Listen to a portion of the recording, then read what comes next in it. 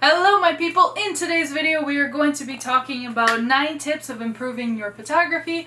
I'm going to be mainly talking about classical portrait photography. A lot of these tips still apply to other types of photography, so don't worry, you'll still get a lot out of it.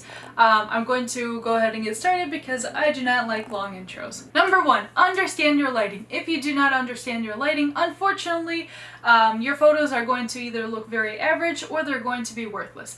I don't say this to be mean, this is just my personal take on photography. Lighting is so foundational, especially for portrait photography. You want your subjects to look really, really nice, well lit, and then from there you could get creative. But if you do not have that core understanding of how lighting works, what makes a subject look really nice, your photos are just not going to be at the right level. So learn the foundation of lighting. Fortunately for us, we live in the 21st century, so you could Google the main types of photography, you can YouTube them, whatever your learning style is, master your lighting, and then learn how to do it in different circumstances. Fortunately for us portrait photographers, there's 4 main types. That's split lighting, butterfly lighting, Rembrandt, and loop lighting. So once you learn those, you're good to go. The rest of these tips are not in any particular order. The first one I just wanted to get out of the way. It's lighting, it's most important. The rest of these are just kind of like all over the place. So in no particular order. The next tip is to practice, and practice especially with different people. When I first started, I only worked on taking photos of myself. That was my thing. I was taking pictures of just myself in different themes, and I really learned how to work with myself, my best angles, and it was easy for me to get a good photo relatively quickly. After some time, I started taking photos of mainly my family members, and again, I learned the angles there pretty quickly, and I knew how to make a good photo happen very fast with little preparation. Once I got into the realm of taking pictures of other people, that's where it got a little bit more difficult, and that's how I learned how important it is to really work with different types of people, because with that comes different circumstances, different skin types, different complexions, different sizes. And if you really want to be a professional, you have to learn how to work with anyone that's in front of the camera. So really take your time and practice with people. Take your camera everywhere. Practice on yourself. Yes, it might be a little bit weird, but the more you do it, the easier it gets and the faster and more proficient you get. Go on Facebook, look for TFP groups. It means Trade for Photos. So you could find a lot of beautiful people, beautiful models, all sorts of interesting people to work with, who are happy to get more photos for their portfolio and help you with your portfolio. So go to Facebook, go on Instagram, go wherever you need to go, find those people, practice, practice, practice. The next tip is to pay attention to details. When I say details, I mean like little jewelry pieces, little flyaway hairs, how clothing fits, how you composition people. The reason that these matter is because the tiniest little details can affect the overall picture. Very easily. Literally, if a person just tilted their head a little bit to the left or a little bit to the right, it can make such a big difference on the impact of the entire photo. So really take your time to make sure that all the little details are in place. No, people are not like clenching their fingers and like hands are laid out nicely, that the focus is there. Really take your time with taking each photo and paying attention to those small details, because overall that will make a big impact on your main image. The next tip is a little bit controversial and it kind of opposes itself, but I will do my best to explain it. The tip is to take as many different photos as possible with the least amount of clicks. Now, here is what I mean. This really works with adults because you could actually have them pose and not move for a while you take your time to correct any issues. But the idea is, when you click a lot of photos, you just go click, click, click, click, click, and you didn't take time to see what you have done, you didn't have time to fix any issues. If there was a focus issue, if there was an exposure issue, you never fixed it. So now you wasted a lot of memory. You are going to waste a lot of time culling through those images, and you're maybe going to spend a lot more time editing because you never went back to fix any issues as you clicked. So it's important to click one photo, fix anything that you need to fix all those little details that we talked about, and only then start taking a picture again. What I mean by taking as many different photos as possible is that you have to kind of be creative. You know, if you have a subject, go across the street, get closer to the subject, try different angles from high, below, on a, behind a bush, in front of a flower, whatever the scenery is, try different angles, try different creative kind of approaches to the photograph. But also take your time in crafting and really perfecting each image. That way you're going to save a lot of time, and you're going to be better at paying attention to those small details, and at wasting a lot less time. So take many different photos with the least amount of clicks.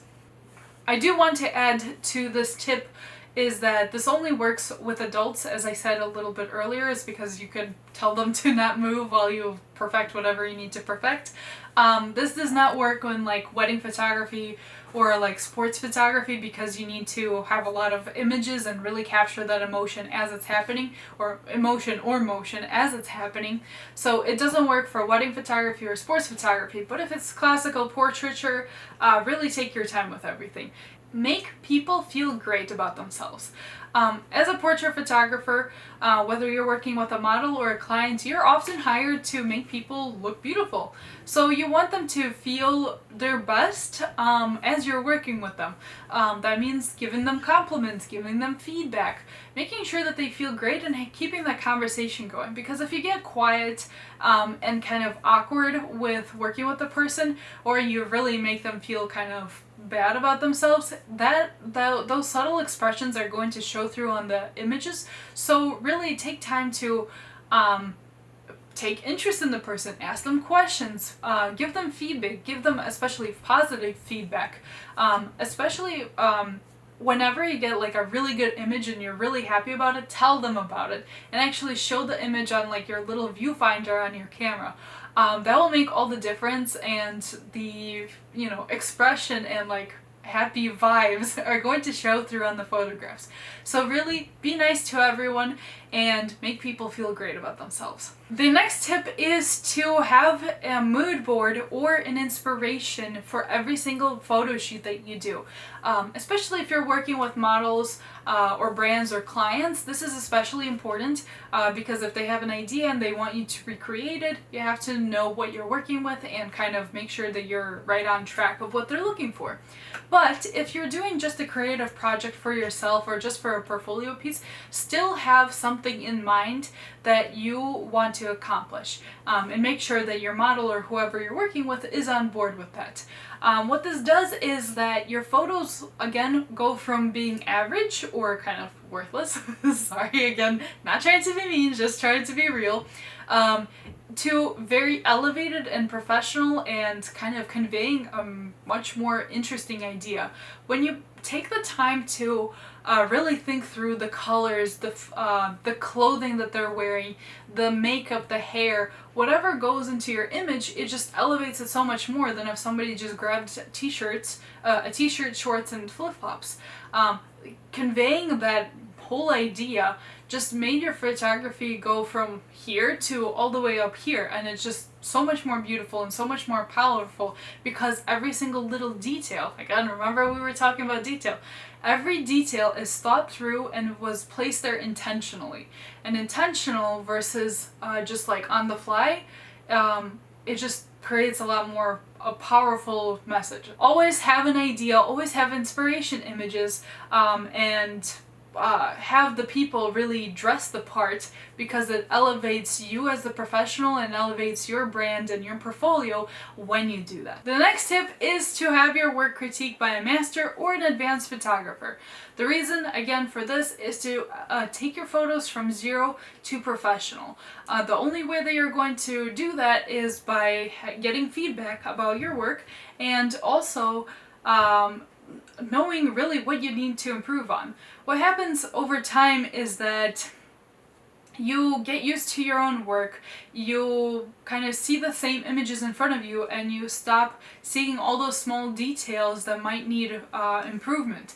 When you have an outsider person, especially a master or a really advanced photographer who does beautiful work, when they look at your photos, they know exactly what first of all, they're a fresh pair of eyes, and second of all, they know kind of the journey, and they know what kinds of things, micro adjustments that you need to make to take your photos to the next level. So don't be afraid to ask people for their feedback. Now, of course, this needs to be done with masters and advanced photographers, not people, not your friends or family. Of course, your friends and family are going to think that your photography is good and give you a lot of encouragements because they love you and have your best interest in mind, but the master will really give you the critique that you need to go to the next level. Some ways that you could do this is you could sign up for Facebook groups, especially those artistic kind of Facebook groups, and you could gently ask people to give you a little bit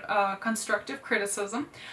You can go to conferences where there is, again, photographers internationally known or locally known who will be speakers, and you could ask them for some feedback, or you could sign up just for different classes for photography. Make sure those are in-person classes, because that's how you'll get the most out of the class, rather than like just online work where there's nobody to help you through posing or composing, coming up with the colors, the lighting, and whatever in real time, than if it's just a webinar. So make sure your work is viewed by outside people who have been in the field for a while, and that's how you'll grow. My last piece of advice is to reflect on your progress.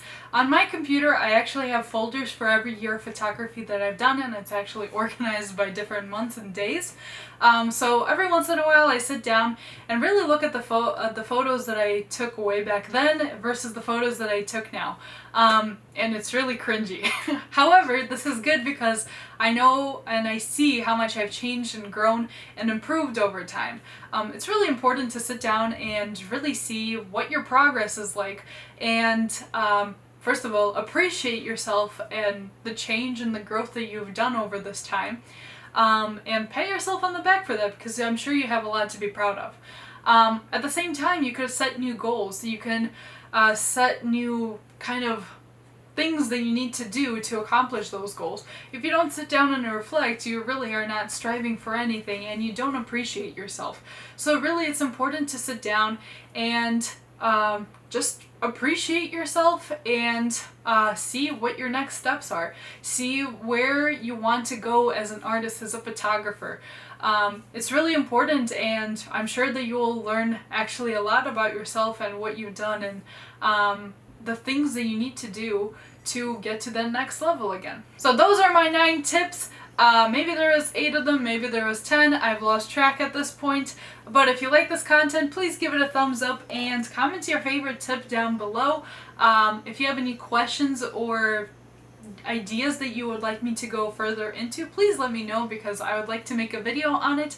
Also, subscribe to the channel. It really helps me out a lot. And I hope to see you in my next video. Bye bye, my people.